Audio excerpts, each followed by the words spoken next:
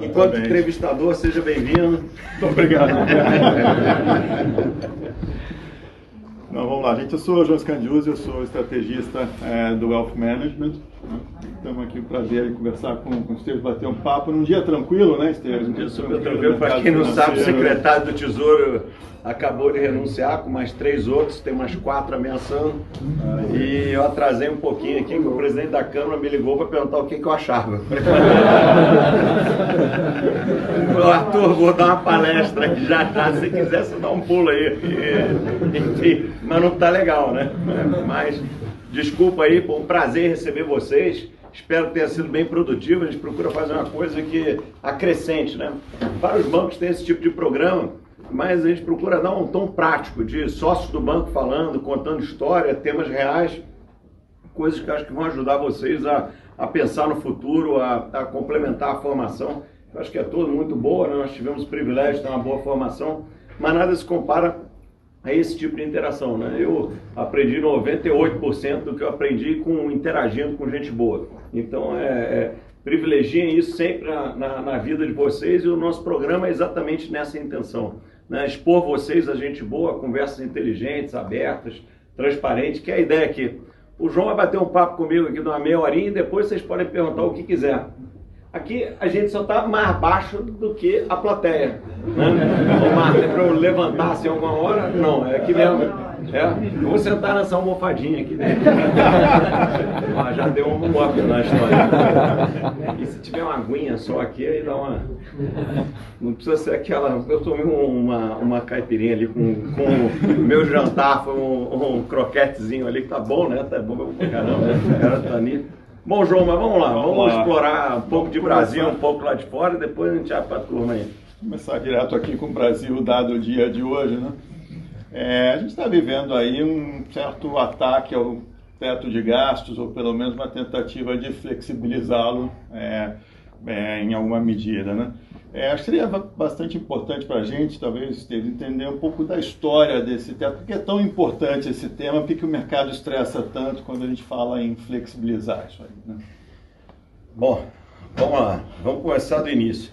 A origem do teto de gasto é uma tentativa muito criativa, lá na época do Henrique Meirelles e do nosso sócio Eduardo Guardia, e o próprio Mansueto, de dar uma âncora fiscal ao Brasil, no momento que a gente vinha de uma confusão fiscal, que era aquele governo Dilma, que em algum momento do tempo perdeu a calculadora, né? Começaram a ter uma opção de ideias criativas, que leva uma bobageira total, com mérito, né? Que a gente tem que ter um certo pragmatismo.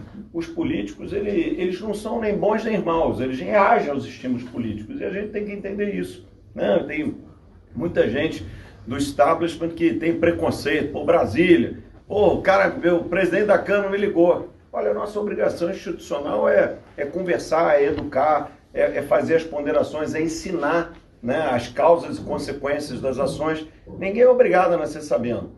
E nesse sentido, o teto de gasto, quando ele foi criado, ali no início do governo Temer, era uma tentativa de criar uma âncora fiscal para um Brasil que tinha se perdido completamente nas contas públicas, né? Muito em cima da cabeça econômica da Dilma, se é que dá para chamar de cabeça, e do secretário de Tesouro, na época, o Arno Agostinho, que era um pouquinho pior ainda. Então, eles criaram esse procedimento que era mais ou menos, olha, se a gente seguir esse teto, que agora virou constitucional, né, ele está na Constituição brasileira, nós vamos arrumar esse negócio que se desarrumou, né? E cumprimos o teto durante vários anos. Ele tem algumas imperfeições, né? É natural que, passados 4 anos do teto, se precise fazer alguns ajustes. Agora, o que está criando a insegurança não é o Bolsa Família ou Auxílio Brasil, como quer que se chame, de R$400, né? Que a nova tinha uma visão de que ia ser 300, virou 400. Primeiro eu vou fazer um disclaimer, eu sempre fui favorável ao Bolsa Família, né? O PT incorporou o Bolsa Família, mas na verdade o Bolsa Família é uma criação tucana, né? Quem criou o Bolsa Família foi o ex-ministro já falecido, Paulo Renato, da Educação, que teve a ideia de criar um auxílio para aqueles mais carentes ligado a botar as crianças na escola, que é uma ideia sensacional e que a gente deve continuar perseguindo. E para nós, que temos esse privilégio, se a gente puder fazer uma pequena transferência de renda para aqueles que não tiveram o privilégio de terem educação, de terem acesso, eu acho que traz uma enorme paz social para a sociedade. Então, essa ideia de ter muito Faria Lima, né, que, pô, Bolsa Família, que absurdo, coisa de PT, na verdade não é nada disso. Você olha para o lado aqui, vê o Chile fez tudo certo economicamente. E olha a fotografia de hoje, vacinação sensacional. O Chile vai crescer 7% esse ano. No entanto, o presidente Pinheiro tem 9% de aprovação. Por quê? Porque um cara de 85 anos lá no Chile não consegue entrar no ônibus de graça, não tem uma previdência minimamente digna. Então, não adianta, em países com carências como a nossa, vale a pena a gente fazer programas sociais. É o melhor uso de uma pequena parcela do dinheiro, e custa pouco. E não tenham dúvida, o melhor programa social é botar o dinheiro no bolso de quem precisa. De preferência, se for uma mulher, a chefe de família. Aqui, a maioria são homens, mas se for uma mulher, é muito melhor. Se dá o dinheiro na mão da Marta, da Mari, da Carol, é muito melhor do que nos maridos dela. Vários aqui trabalham no banco, são muito competentes. Mas o programa ele é bom, porque botar o dinheiro é melhor do que qualquer coisa. Antigamente tinha um programa que era o programa do leite, que vou entregar 1 litro de leite para o pobre. O leite chegava lá, 1 litro de leite pelo preço de um uísque escocês, de tanto rolo que tinha no meio do caminho. Então, dinheiro não tem rolo, chegou o dinheiro lá. Então, não é um mau programa. E ele ser 300 ou 400 reais, sinceramente, também não me comove muito. Dá para ser 400 reais. Vai mudar pouco o déficit no Brasil. O que o mercado está estressando é com a dinâmica. Peraí, mas o que vem depois? Mas o que o presidente Bolsonaro acredita? O que os políticos em torno dele estão pensando? Né? 400 reais é fácil de encarar. O Brasil, ano que vem, vai ter 1% de déficit, um pouco menos. É menos do que esse ano. E mais ainda, esse governo, assumindo que o programa é de 400 reais, ele vai ter despesa primária ano que vem, 2022, em relação ao PIB. A despesa primária é o gasto do governo, todo o gasto do governo, com exceção dos juros. De 18, alguma coisa do PIB. Isso é menos do que o gasto primário no primeiro ano de governo. Isso nunca aconteceu na história democrática de governo. Todos os governos do Brasil, Fernando Henrique, Lula, Dilma, pegaram o país com gasto primário e aumentaram o seu gasto primário em relação ao PIB. Esse gasto primário está diminuindo em relação ao PIB, que é um trabalho muito duro do ministro, que apanha todo dia, mas está fazendo esse trabalho. Então, isso é uma conquista nossa. Então, dá para mais ou menos acomodar. Mas o mercado está inseguro porque, com muita bobagem foi dita ao longo dos últimos 6 meses, tem uma natural insegurança. Agora tem um vale caminhoneiro, tem um não sei o quê, vira uma confusão generalizada e ninguém sabe direito onde isso vai parar. Então, o problema não está em si em fazer 400 reais de Bolsa Família. Bolsa Família é um ótimo programa. A gente está sendo razoavelmente disciplinado fiscal, mas a dúvida é a dinâmica. E se essa dinâmica vai quebrar a nossa âncora fiscal, que hoje é um teto, com todos os seus defeitos, às vezes precisa de algum ajuste, mas ele é alguma coisa que tem nos ajudado em termos de credibilidade. Então, mais ou menos isso aí. Vamos lá.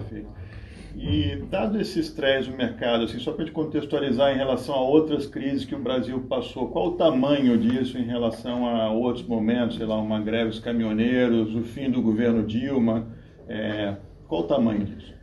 Olha, eu acho que o estresse está grande e eu acho que amanhã vai ser um dia muito ruim para os mercados. Agora, vamos lembrar aqui, né? A Bolsa, vamos dizer que ela cai até 100 mil pontos. Né? O índice estava mais ou menos, fez um high de 130 mil pontos, está hoje aí uns 106 mil, vamos dizer que cai mais uns 5%. Vai para 100 mil pontos. O BTG Pactual abriu o capital em 2012 com o índice a 30 mil pontos. Então, a taxa de juros estressou dramaticamente. Vamos ver amanhã, imaginar que o DI futuro para 2025, que é o mais líquido, vá a 12%. Vocês são jovens, mas todos vocês já viram taxa de juros muito mais altas que essa. Eu, então, já vi várias vezes um múltiplo de 12%. Para falar a verdade, eu não acho que está acontecendo muita coisa, não. Está acontecendo uma correção, uma dúvida, obviamente que é um momento de cautela para quem investe, tem que tomar um cuidado com a alavancagem, descasamento de ativos e passivos. A variável que eu acho que está muito fora do lugar não é os juros, não é a bolsa, eu acho que é o câmbio. Eu acho que o Brasil está barato demais com esse dólar aí a quase 5,70. Eu acho que não tem razão institucional para o Brasil estar com esse dólar. Então o que me chama a atenção é o preço da moeda, porque se você parar para pensar, o Brasil tem uns 100 bilhões de dívida externa, ou dívida dolarizada, com 350 bi de reserva, ou seja, desvaloriza o real, a dívida cai, porque o Brasil, na verdade, está comprado em dólares, né? Porque as reservas do Brasil são líquidas, são títulos de tesouro americano de mais ou menos uns 10 anos de prazo. A balança comercial vai ser uns 80 bi positivo. E a gente não tem nenhum problema estrutural. Sistema financeiro saudável, uma economia funcional, mercado de capitais funcional. Então, meio não tem muito sentido o real estar 5,70, 5,80, 6 no estresse. Me parece que na moeda está acontecendo alguma coisa um pouco diferente. O juro, sinceramente, é 11, 12, amanhã vai bater 12, vai ser uma loucura tal. Eu não me comove, porque eu já vi juro de 40 várias vezes na vida, então estou achando barato, para falar, ninguém conta nada, mas eu estou achando bem baixo. Achei que a gente errou um pouquinho no juro aqui, para falar a verdade. A gente tem um ótimo Banco Central e fizemos uma excelente evolução institucional ao criar o Banco Central independente, né? Pô, imagina, Lula eleito, vamos ter 2 anos de Roberto Campos, presidente do Banco Central, que eu acho muito importante para o Brasil, né? Agora, eu achei que a gente meio caiu demais o juro na pandemia para esse 2%. Eu me lembro que tem um conceito chamado lower bound, alguns aqui já devem ter ouvido falar, que é qual a taxa de juro mínima. E eu me lembro, o juro estava meio mais assim, uns 3,5%, e o Roberto me ligou para perguntar, pô, André, o que você está achando aí? Onde é que você acha que está o lower bound? Eu falei, olha, Roberto, eu não sei onde é que está, mas eu estou vendo pelo retrovisor, porque a gente já passou por ele. A gente acha que em algum momento a gente se achou inglês demais e levamos esse juro para 2%, o que eu acho que é um pouquinho fora de preço, né? Para mim, acho que a gente não comporta ainda esse juro. Acho que fizemos várias conquistas aqui, talvez 4, 5 e tal, mas o 2 foi meio exagerado. Agora, política monetária, você é como uma mola, né, João? Você é muito melhor economista do que eu, mas você, quando vai demais para um lado e solta, ela vai demais para o outro lado. Então, nós vamos ter que subir o juro aí até uns 9, 10. Semana que vem tem Copom, acho que o Banco Central vai acelerar o ritmo de alta de juros, que é para tentar conter um pouco desses excessos que estão por aí. Bom, você mencionou agora há pouco a possibilidade da eleição do ex-presidente Lula, né, e o Roberto Campos. Como é que você está vendo a eleição ano que vem? É um tema que, obviamente, não está nas ruas, né, a população não está pensando nisso, mas claramente Brasília está pensando nisso o tempo todo, os mercados estão pensando nisso, né? Olha, eu estou achando que a eleição ano que vem ela vai ser decidida ao centro, não necessariamente por alguém de centro. Aquele candidato que andar para o centro e ocupar com legitimidade o centro vai ganhar a eleição. Então, se o presidente Bolsonaro ficar calado, retomar um pouco, trazer novamente tranquilidade institucional para o establishment empresarial, financeiro, para a classe média urbana, os formadores de opinião, eu acho que ele é favorito.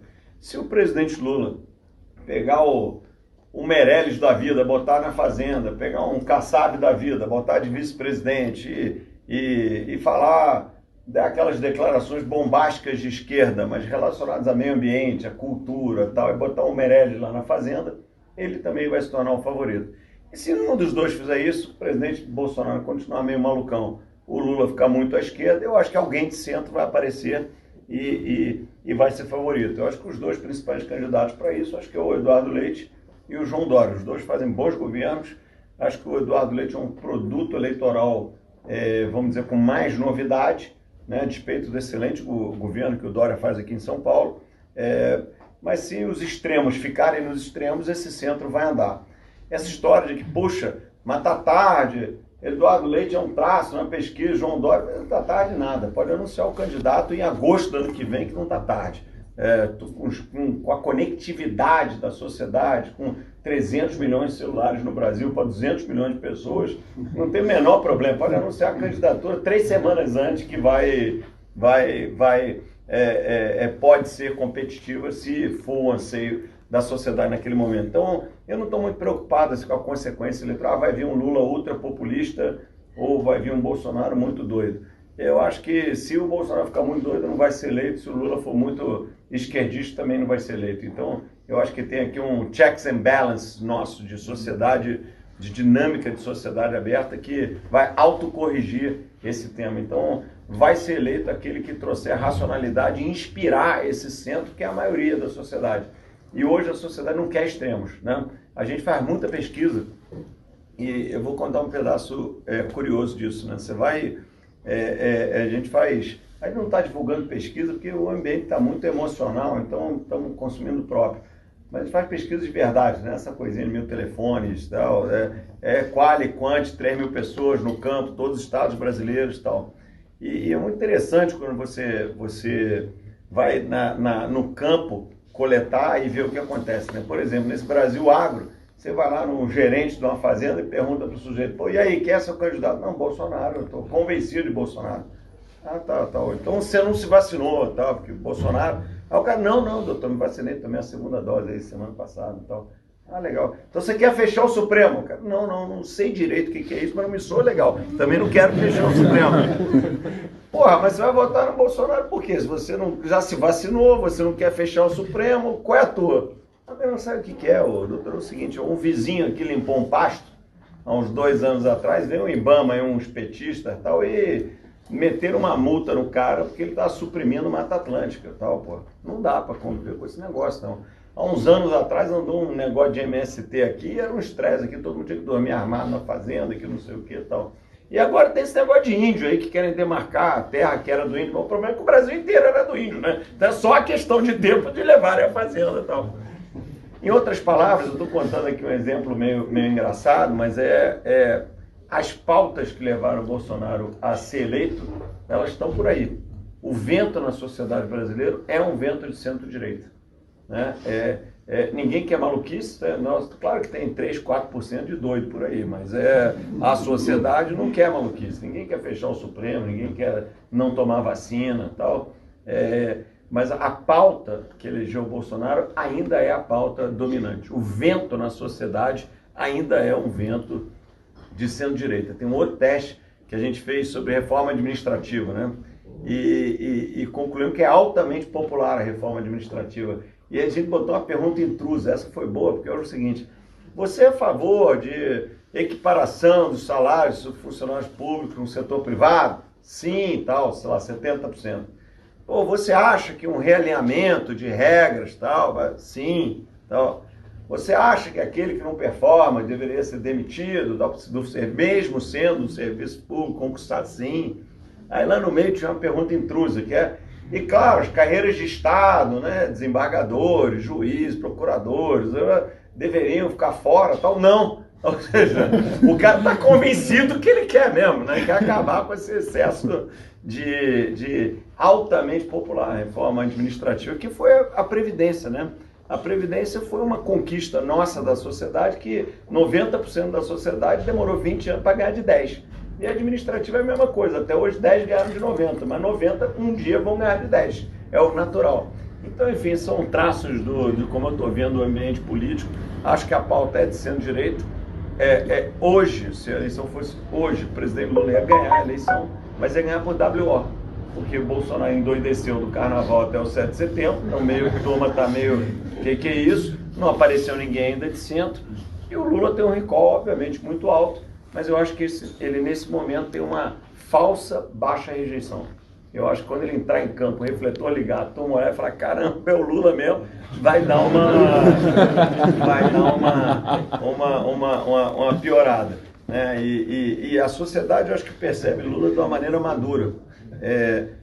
Também olhando para as qualis, tal, a turma acha que tem uma certa injustiça no entorno do Lula. Pô, o cara ficou 500 dias preso, saiu, a mulher morreu, o procurador falou do neto, que aparecem umas coisas incríveis quando você fala de quali. Lá no interior do Ceará, o cara se incomodou com esse troço.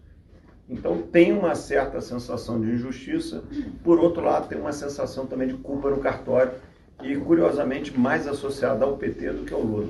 Então, resumindo isso para a densidade eleitoral, o problema do Lula não é o CPF, é o CNPJ e segundo, não é mais o Lula invencível, é um Lula vencível por alguém com uma retórica razoável. E o vento não é de esquerda.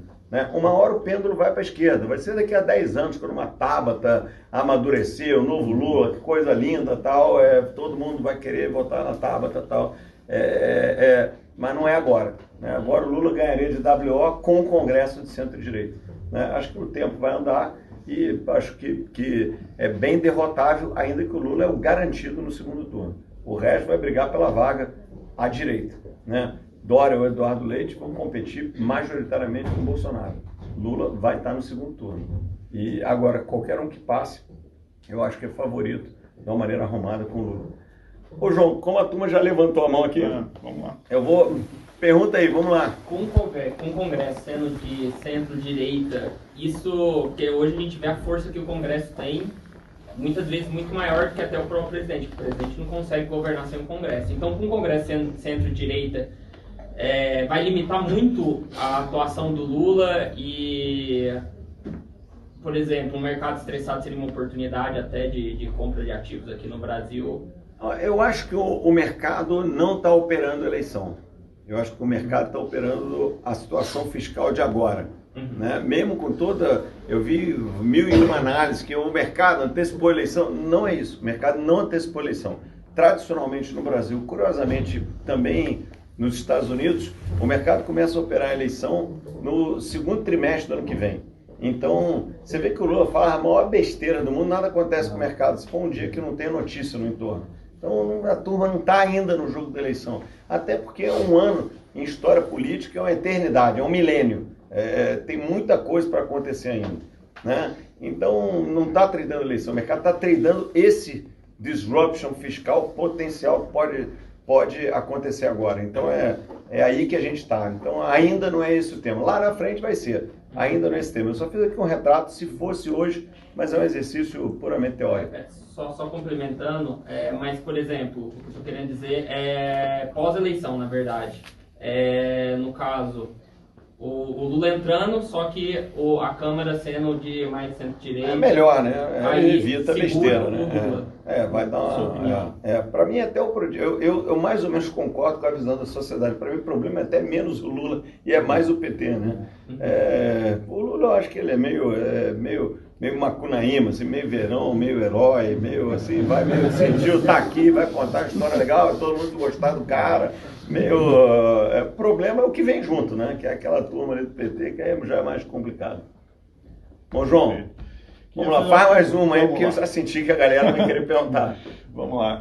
Queria que você falasse um pouquinho sobre a questão do financial deepening, né? Esse aprofundamento financeiro pelo qual o Brasil veio passando, quais são as raízes disso, como é que isso se manifesta e as implicações. Na verdade, tem dois temas assim, relacionados ao financial deepening. Um tema é um tema global que tem a ver com a mudança na natureza da intermediação financeira. Então, há 20 anos atrás, o job description do JP Morgan era emitir um CD e fazer um loan. Né? Isso mudou para você advise uma companhia, emitir um security, distribuir esse security para um grupo de investidores, fazer um research desse security, fazer um market making desse security e, eventualmente, alavancar o investidor ou fazer um bridge loan para essa companhia. Os balanços dos bancos estão se tornando muito mais transitórios e o pão com manteiga do financiamento corporativo está se tornando mercado de capitais. Então, os mercados de capitais estão se tornando maiores que os balanços dos bancos, que vão ser usados, como eu disse aqui, para special situations, para bridge loans, para coisas desse tipo, mais do que o financiamento pão com manteiga do dia a dia. Esse é um tema e é um tema global que, obviamente, passa aqui pelo Brasil, que é muito bom para nós, porque é onde a gente tem maior market share, maior conhecimento, maior track record. O segundo tema tem a ver com o Brasil e tem a ver com a gente ter migrado do mundo de juros de 2 dígitos plus para um mundo de juros de 1 dígito, né? Mesmo tudo bem que o juros está turbulento, está subindo, está isso, está aquilo, mas uma hora o juro vai ser 9, outra hora o juro vai ser 2, mas parecemos ainda estar no mundo do single digit.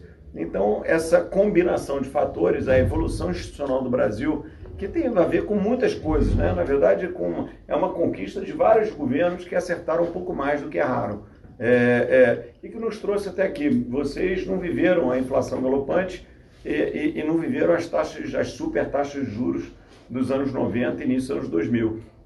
Esse mundo que a gente está aqui é um mundo muito mais razoável, de juros real 3, 4, 2, que é um juro razoavelmente em linha com o padrão internacional. Mas durante 30 anos o Brasil foi a maior taxa de juros, campeão olímpico, medalha de ouro garantida em qualquer competição de juros. Então, a gente perder esse título, eu acho, combinado com a mudança na intermediação, deu um boom de mercado de capitais, e hoje o Brasil tem um mercado de capitais, um dos mercados de capitais mais vibrantes do mundo, né? E não é mercado de capital, tem IPO.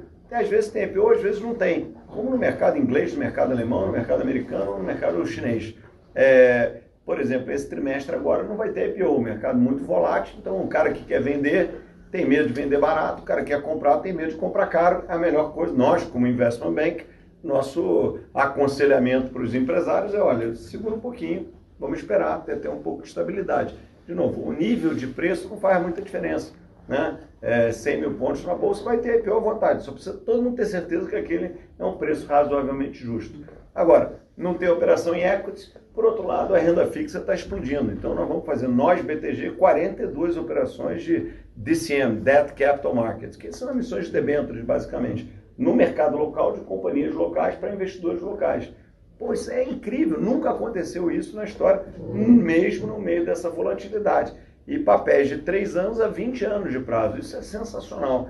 E com rates bem razoáveis, né? Uma empresa BBB brasileira paga de spread a mesma coisa que uma empresa BBB americana. Então essa é uma tremenda conquista brasileira que tem a ver com a gente ter tido mais do que menos juízo ao longo dos últimos 20 anos, né?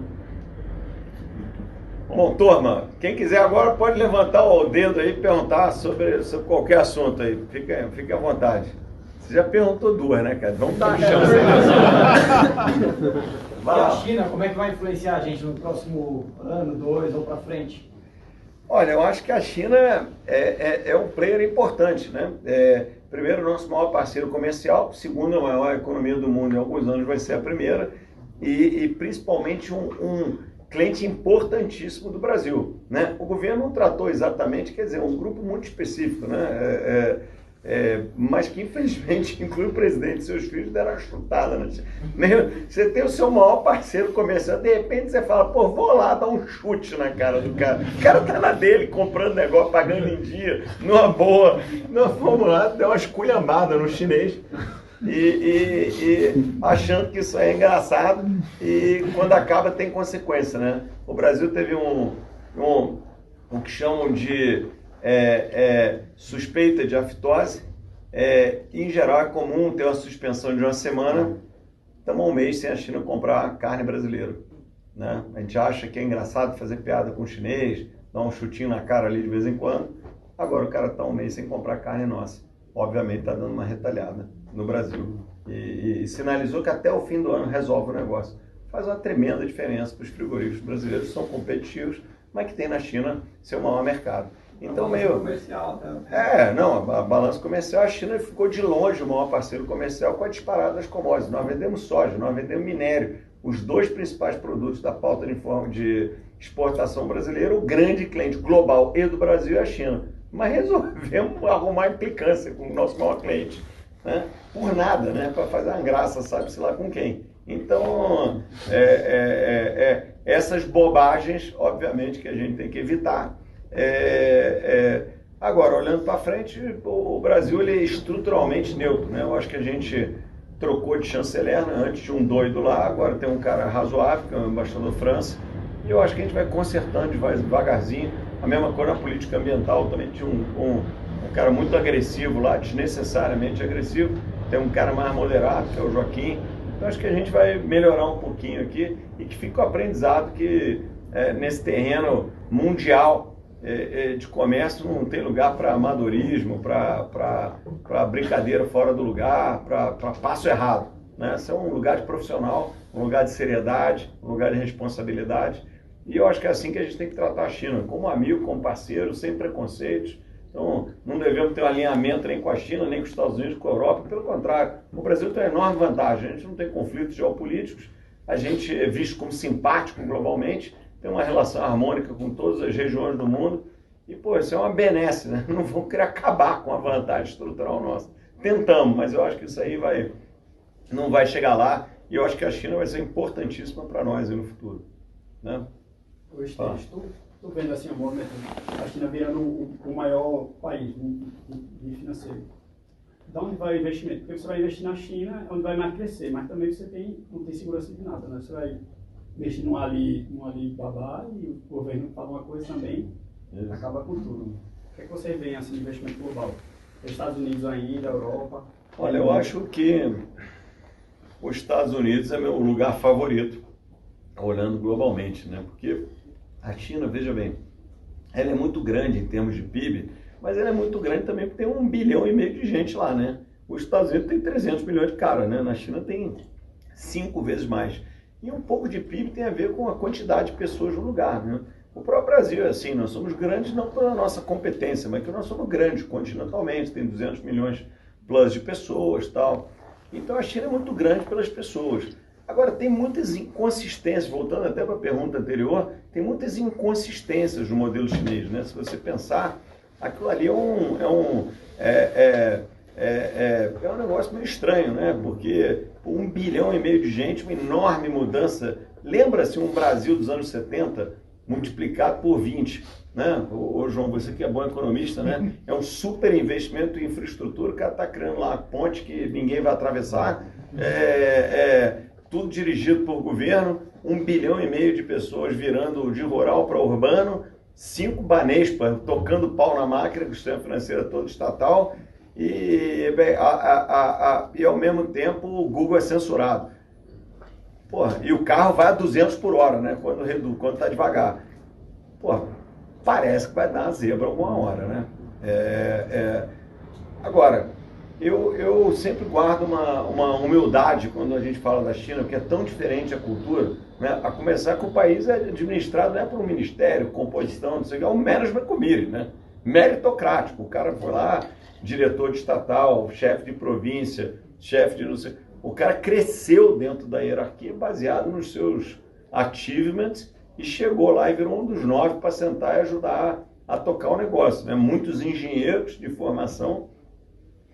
Então, assim, eu tenho uma curiosa visão assim, sobre a China daqui a 50 anos, porque eu vejo muita inconsistência do ponto de vista econômico e financeiro. Por outro lado, uma capacidade de gestão única, né? E aquilo ali é meio uma meritocracia, meio uma democracia contida, né? Porque mal bem os caras votam lá, mas só que são 1.500 caras que votam, né? Não é? E só para lembrar, né? A democracia de massas é um experimento relativamente recente, né? Esse vai todo mundo votar, cada cabeça um voto, que é muito bonito, mas tem 100 anos de história, né? A democracia grega não era assim, era como se fosse a China. Olha, nós aqui que somos os lúcidos, vamos votar porque aquele cara, coitado, a gente tem que ajudar ele, mas ele não sabe votar. Ele vai fazer merda, então vamos votar por ele para ajudar ele a fazer o negócio. A concepção da democracia foi assim, né? E durante 2.000 anos funcionou assim. 100 anos para cá que virou a democracia de massas, surgindo os políticos e so on. Então, eu vejo com muita curiosidade intelectual o avanço da China, né? Porque é muito diferente da gente, né? Tem um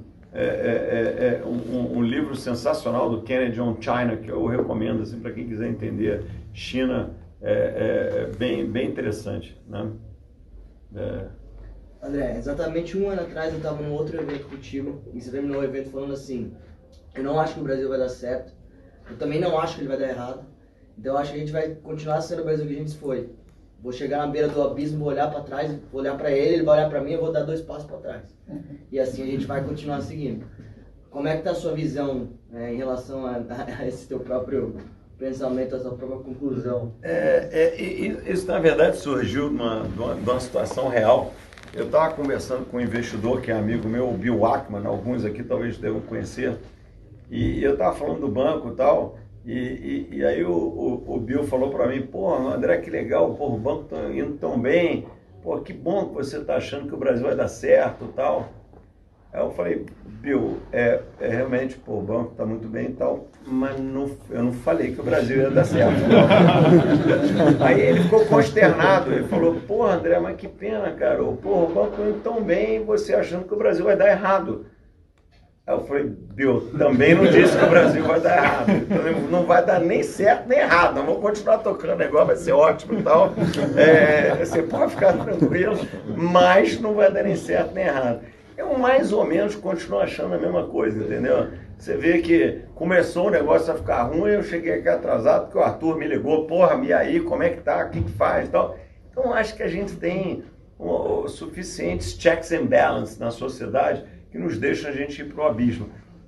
Eu recebi um grande empresário argentino, que é da segunda família mais rica de argentinos, da Argentina ontem, né? Eu sempre fico curioso sobre o que levou a Argentina àquela derrocada, né? Claro, eu posso falar aqui das minhas teses, mas um dos motivos é não ter um centro político, né? A Argentina não tem um centro político, é aquele peronismo que está todo abraçado num lugar com as suas diversas correntes, mas é diferente dessa confusão entre aspas, brasileira, mas que, no fundo, nos mantém com o fio terra ligado, né? Eu tenho mais respeito por esse centro político do que, em geral, nós aqui no establishment em São Paulo temos, né? A gente, pelo caráter quase que sempre fisiológico, a gente tende a desprezar um pouco nessa turma aí que flutua pelo centro, que cada hora tem meio nome, né? Já é centrão, blocão, já tem vários nomes. Agora eu não tenho dúvida. Durante 100 anos de história, esse centro que nos manteve republicanos. Quando o Brasil flertou com as maiores maluquices à esquerda ou à direita, essa turma foi lá e nos puxou de volta, né?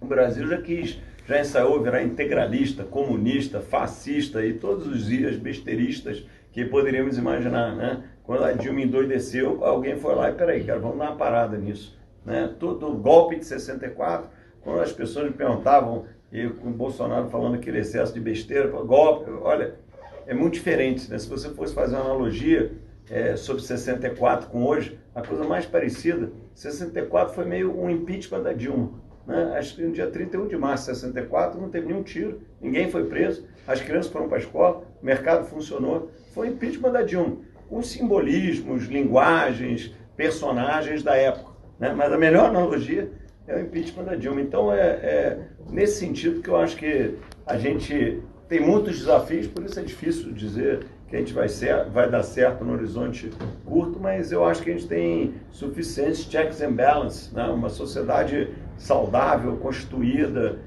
e que segue a dinâmica das sociedades abertas. Para quem se interessa por filosofia, isso é um outro tema legal. Karl Popper, isso aí, né? O Brasil segue isso daqui. E nós somos sofisticados sociologicamente. Então, acho que isso nos protege, vamos dizer, de um abismo mais longo. Então, eu continuo com a minha opinião que eu dei para o Bill Ackman lá atrás. Vamos lá. Próxima aí, turma. Fala dessa sofisticação social que a gente tem. Acho que eu gosto desse tema.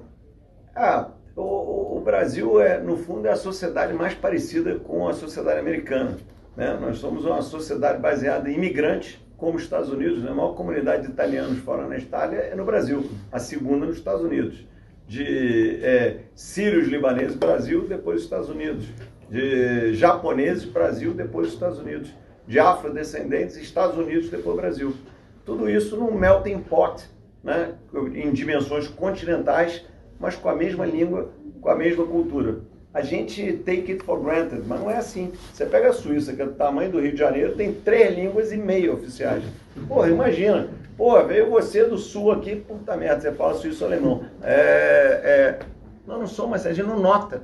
Mas isso faz uma enorme diferença. Todo mundo sabe o que é a novela das 8, todo mundo torce na Copa do Mundo, todo mundo... É uma enorme diferença, isso daqui. E o único país assim, desse tamanho, é os Estados Unidos. Então, acho que nós somos meio americanos, muito mais americanos do que latino-americanos, né? Quando você olha as sociedades latinas, a gente tem uma operação latina grande, né? A gente é o maior banco de investimento no Chile, no Peru, na Colômbia. Essas sociedades, elas são muito mais formais, hierarquizadas, menos mobilidade social, mais preconceitos, é completamente diferente. Esse mundo hispânico do Brasil, super diferente. Eu vou contar uma história que simboliza isso. A nossa operação no Chile, ela nasce de uma aquisição que a gente fez em 2012, né? A gente comprou o maior banco de investimento chileno, que era a Selfin, que era uma empresa arrumada, legal, uns caras legais. Aí, pô, vamos deixar os chilenos tocar, vamos chegar lá com, imperialismo yankee, né? Somos um cara legal, brasileiro, vamos tranquilo. Aí, chegamos lá, que legal, partnerships, não, nós somos aqui partnership também, meritocracia, legal, tal. O pessoal cresce aqui pelo menos, aqui cresce pelo mérito, ótimo, bacana, tal. Eu olhei, tem 2 restaurantes na empresa. Então, vamos juntar um restaurante para integrar, tal, tinha um restaurante do back office e um restaurante do front office. Então, vamos juntar, porque lá no banco, o cara bom do back office vai pro front office, negócio legal, tal. Eu, comecei no banco, eu era analista de sistemas, tal. Aí o cara, legal, lá no Brasil vocês fizeram isso, mas aqui no Chile não funciona, não. Não, vai ser legal integrar o cara, André, não vai funcionar. Nós somos chilenos, que você não quer que a gente toque, a gente tem que tocar como chileno. Não, claro, tal. Mas vamos tentar fazer, tal. Cara, não funciona. Por que não funciona? Quer saber o que é? Esses caras aqui moram numa região na cidade, esses outros moram numa outra região da cidade. Eles estudaram em umas escolas, esses daqui estudaram em outras escolas. Eles, no final de semana, fazem um tipo de programa e esses outros fazem outro tipo de programa. Não funciona isso. Botar junto não funciona. Eu falei, puta merda, primeira semana o negócio já vai dar uma cagada, né? Então eu falei, cara, não vamos engolir do restaurante, né? Com a segregação racial. Aí eu falei, cara, eu pensei melhor, a gente tá precisando de espaço, não vai ter restaurante nesse troço aqui. Que entre 2... já que não dá para impor, para não ia meter tudo goela abaixo, vai ter 0 agora. Então, largamos de 0 o restaurante. Hoje tem um restaurante só, porque a gente também agora já toca o negócio, mas com a nossa cara. Entendeu? Isso é um simbolismo do que é a sociedade. Você vê o Chile com tanto sucesso econômico e tanto problema social. Incrível. Com uma renda per capita de mais de 2 vezes a brasileira. Com a vacinação sensacional. Né? Muito menos miséria que o Brasil, mas tem 2 restaurantes. Então, isso que eu acho que é a força da nossa sociedade. Aqui, no fundo, qual é o nosso preconceito? Não temos, Lá no banco o cara chegou talentoso, não interessa, japonês, azul, negro, qual a sua preferência de vida, de sexo, não faz diferença. Em geral, nós somos assim. Nós, como sociedade, somos assim, nós somos leves. Isso é uma qualidade. E a sociedade mais parecida com a nossa é a americana. Né? Então, nesse sentido que eu tenho um pouco mais de confiança da gente ir bem assim, no longo prazo, né? ou continuar indo melhor. Porque se você olhar os 30 anos, voltando para a sua pergunta, os últimos 30 anos, a gente também pode declarar que a gente não deu certo nem errado, mas a gente andou para frente. O Brasil, sem sombra de dúvida, ele evoluiu. Né? De novo, não podemos dizer, o Brasil deu certo. Não deu certo. Mas também não deu errado. Agora, se você pegar qualquer indicador social, vamos dizer, dos básicos, expectativa de vida, mortalidade infantil, educação, tudo melhorou. Né? Só que também melhorou mais coisas, criamos uma proteção social, o juro é 9%, a inflação acabou, essa inflação aí de 9% é normal, a inflação dos Estados Unidos está, setembro foi o 4º mês seguido de inflação acima de 5%. Se os Estados Unidos está com inflação de 5%, a Alemanha de 6%, o Brasil 9%, está mais ou menos ali no normal. Tal, né? Então, mais ou menos é essa aí que eu quis dizer. Né? Vamos lá, turma. Tem o Marcos, você está me dizendo aí que já está no... Tem ali, ó. Parece que não passou o tempo. Não passou? Então, mas tudo bem. Tem mais a show. Coquetel, tem mais coquetel ainda. Comida tá boa aí, Mas vamos lá. Pode mais. André, fala. Qual a sua opinião sobre a reforma tributária? Qual seria ideal para o Brasil nesse momento? Claro, levando o pressuposto que a melhor reforma é a que passa, né? Mas, assim, visto isso, qual seria o ideal para o Brasil nesse momento? Olha, a reforma tributária no Brasil e em qualquer outra sociedade, ela é a mais difícil de você passar. Porque diferente da reforma previdenciária ou da reforma administrativa, que tem uma grande massa da sociedade de um lado e uma minoria privilegiada, barulhenta, mas privilegiada do outro. Como eu brinquei aqui, é 90 contra 10. Na tributária são todos contra todos. Estados exportadores contra estados importadores. Estados e municípios contra o governo federal. Serviço contra indústria. Então você tem naturais conflitos. Não é porque um é mau, o outro é bom. São naturais conflitos distributivos. Então, ela é uma reforma dificílima. Então, a minha opinião foi sempre fatiar o máximo a reforma tributária. Então, eu fui um dos que sugeri essa fórmula. Vamos começar IR, depois PIS e COFINS, depois CM, porque você tem mais chance, porque você mitiga o conflito. Se faz um reformão, é muito bonito de falar, mas é muito difícil de fazer, né? Nós somos fazedor, né? Nós tocamos banco, né? Com a barriga no balcão. Então, é bacana pra caramba. Não, tinha que ter uma grande reforma. Que absurdo esse ministro que não faz uma grande reforma. Porra, senta na cadeira e vai lá fazer, né? É fácil, né? Eu adoro ler essas opiniões ou tal. A gente não falou muito de câmbio, né? Mas tem aquela pergunta favorita. Eu gosto quando pergunta assim para economista de banco, mas vem cá, qual a sua visão do câmbio para final de 2023? Pô, perguntar não é nada, mas o nego responde, né? É 5,237. É sensacional essa porra, né? Vai ser tudo menos aquilo, né? O nego responde. Então que colunista, que absurdo essa reforma tributária incompleta. Porra, não dá para fazer uma incompleta. Então, assim, eu acho que a gente tem que fatiar bem. A reforma que está por aí do IR, ela não é ruim. Ela podia ser um pouquinho melhor. Né? Eu acho que falta mais densidade de formulação na equipe do Paulo para fazer uma reforma um pouco melhor, mas ela não é ruim.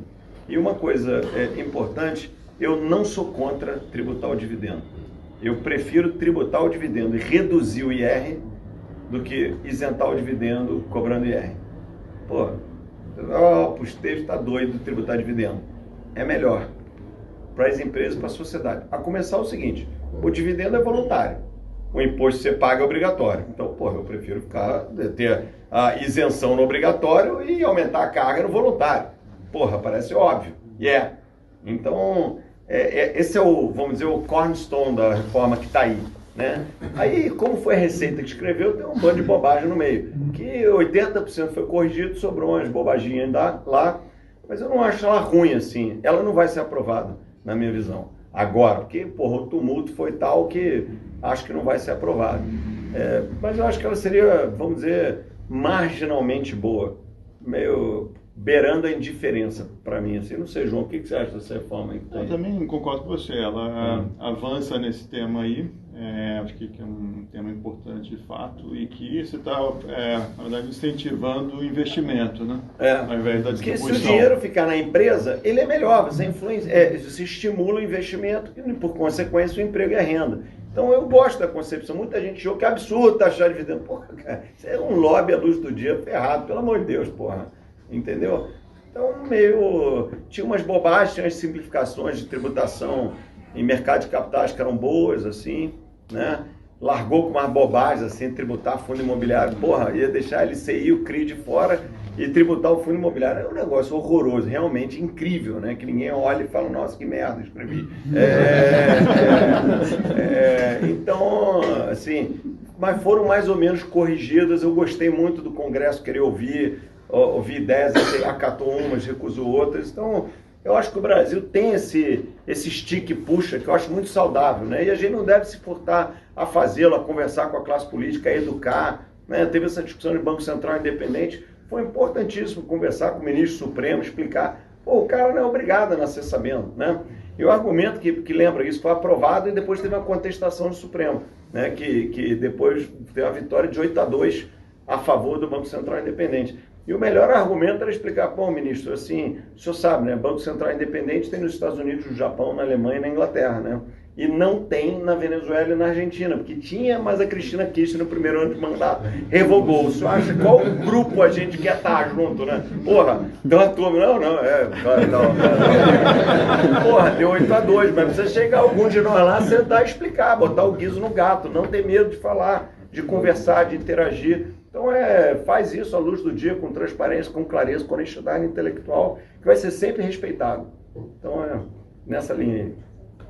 Vamos lá, turma, segue aí.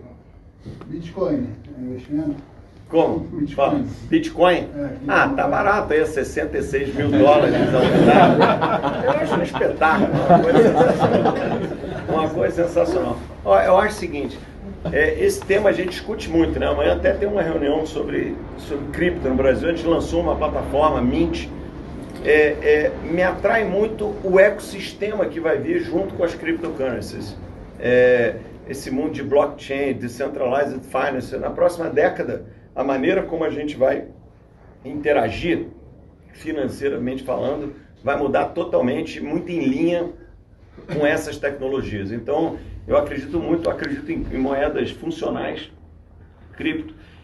Acho que os bancos centrais vão criar moedas digitais. Agora, o Bitcoin tem valor nesse preço?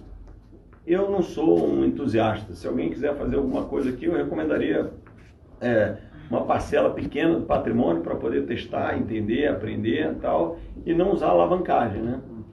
Então, e no fundo, estava o Marcelo Clauro do SoftBank, que cuida da toda a iniciativa global cripto do SoftBank, e ele estava falando comigo, pô, André, mas isso aqui é um digital gold e tal, vai valer 200 mil dólares. Eu até acho que é possível, eventualmente, porque tem uma bolha atômica rolando aí. Só que eu falei para ele, mas o problema é que eu já não gosto do ouro, então o digital gold também não me atrai, né? Agora isso é uma coisa muito cultural, assim, pessoal, né? Incrível. Eu sou do board da Conservation International, que é uma ONG muito grande ambiental lá fora. E eu estou lá há muito tempo, tinha uma época que eu era co-chairman do comitê financeiro. E tinha um colega meu do board, que se tornou muito meu amigo, que era o Henry Arnold. E ele vinha de uma família de judeus alemães, banqueiros há 200 anos e tal. E ele era mais velho, que é um belo conselho, assim, tenham sempre amigos mais velhos, porque eles cometeram mais erros, viveram mais coisas, viram mais experiências diferentes. E o Henry, e a gente administrava o endowment da fundação. E ele tinha 94 anos, né? Isso tem uns 10 anos atrás. Ele faleceu aos 100 anos, infelizmente, mas eu sempre que ia a Nova York almoçava com Henry Arnold. E ele falava sempre para mim, e ele era judeu alemão, né? Migrou para os Estados Unidos na guerra, etc. Falou, André, we need more gold in our portfolio. I'm getting anxious because we don't have gold, we just have 15%. Porra, 15% já era gold para respeitar os 94 anos do Henry, né? Mas eu achava loucura, mas ele ficava maluco porque não tinha ouro no portfólio. E, pô, ouro não paga cupom, não tem dividendo, não tem juro, é uma coisa horrorosa, né? Mas dá pra fazer um colar legal e tal. Porra, é um negócio horroroso. Então, mas o cara ficava nervoso porque ele só tinha 15% do patrimônio em ouro. Então, acho que meio o Bitcoin segue uma lógica meio dessa natureza. Muito país à margem da sociedade está tendo muita demanda por Bitcoin, tipo Turquia, Argentina, Venezuela, esses países cuja a instituição não está muito consolidada, o cara se protege. É como se tivesse aparecido um doleiro global, fazendo uma ressalva, porque doleiros nos anos 80, 90, eles tinham uma função institucional. O cara da classe média, ele chegava ali no final do mês, ele queria comprar 50 dólares, 100 dólares para se proteger da hiperinflação, do corte de zero, da nova moeda, do calote da vez, do governo da vez, né? Então, por exemplo, o Banco Central Turco fez uma pesquisa e 7 bilhões de dólares de dinheiro saindo da Turquia para comprar Bitcoin. Porque o cara, tem um ditador, uma moeda loucura, o cara demite um presidente do Banco Central a cada trimestre, o cara, vou comprar esse Bitcoin aqui que é mais fácil que o ouro. Entendeu? Então está tendo uma utilidade funcional, institucional. Então eu estou bem intrigado intelectualmente com isso, assim, mas como eu não gosto do ouro, eu também não gosto muito disso, que eu vejo que é a legitimidade. Agora, está tendo fluxo para isso, né? Estou vendo esse fluxo aí claramente, né? Por isso que a moeda sobe a cada trimestre com muita volatilidade. Eu não vejo isso como uma moeda global, porra, muito volátil, muito inseguro, uma história que ninguém sabe quem criou, tem um cara que tem 20% de estoque. História meio doida, né? Há de convir que é muito doida para mim. Então eu tô mais sidelines assim, mas eu não critico ter alguma coisa nesse contexto de digital gold. Isso que eu ia te perguntar. Não. Pera, vamos ali primeiro, Kim, aí depois a gente vai. Vai lá. Eu estava querendo saber a sua opinião com relação a mega empresas como a Evergrande, lá da China. No quesito de quando ela entra no endividamento e ela entra na beira da falência, entrar na falência, né? Ela não tem como pagar a dívida dela. E como né, quando isso acontece nos Estados Unidos, os Estados Unidos intervêm, ajuda, né, injeta dinheiro para que a falência não ocorra, para não, né, no caso, causar uma crise maior e afetar a população. E agora com a China não fazendo essa intervenção, deixando realmente para que o povo se lasque. Eu queria saber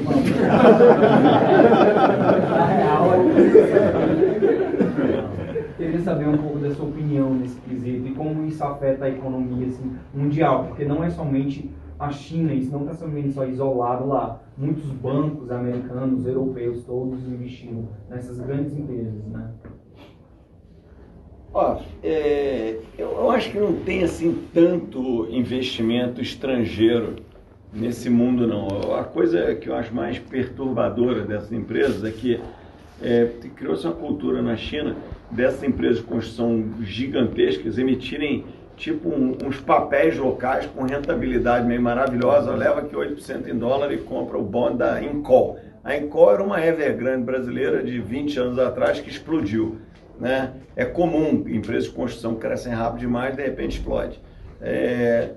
Eu acho que o que o governo da China está fazendo, ele jogou uma certa boia lá, está dando uma arrumada, mas ele deixou ter um estresse para poder educar os stakeholders naquele risco excessivo. A China teve o maior desafio, alguém perguntou de China aqui, o maior desafio da China como é que você administra essa expansão de crédito absurda. Não existe nenhuma outra expansão de crédito, olhando aí 1000 anos de história financeira, desse tamanho que não terminou em lágrimas. Então, alguma lágrimazinha tem que ter, porque senão você tem muito moral hazard, né? Se o governo salvar todo mundo que comprou um papel maluco, sem saber o que estava comprando, com a rentabilidade muito maior do que tinha, obviamente fez uma coisa errada. Esse cara não pode ser premiado. Ele tem que ser punido em alguma instância, não precisa perder o principal, mas perde 30% e tal, que é mais ou menos para onde o governo da China está indo. Agora, o que vai acontecer é uma redução forte da atividade de construção civil, que estava hiperaquecida na China. Agora, tem um grande especialista de China aqui no recinto, que é o João, que é o nosso cara que estuda a China. Então, João, diz aí se eu falei besteira ou não. Não, você está certíssimo. Acho que é isso. Assim, na verdade, os Estados Unidos ele costuma entrar para salvar quando é uma crise sistêmica, né? No caso, por exemplo, um LTCM, né, ou quando teve a crise da Lehman, ou mesmo agora na Covid, você teve um problema do mercado de crédito inteiro se retrair, ninguém queria renovar crédito para as empresas, então ele entra nesses casos, mas fora isso, ele já tem, na verdade, os mercados de capitais mais eficientes, o mais eficiente do mundo, né? E que tem essa precificação de risco de crédito que o Steve estava falando. Acho que a China, na verdade, é que sempre salvou todo mundo, né?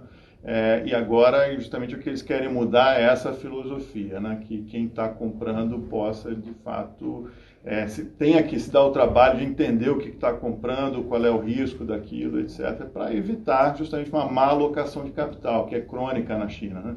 Você tem estimativas assim, de 70 milhões de imóveis vazios na China, né? Que as pessoas compram para investir, não alugam, porque isso desvaloriza o imóvel, na visão do chinês, culturalmente.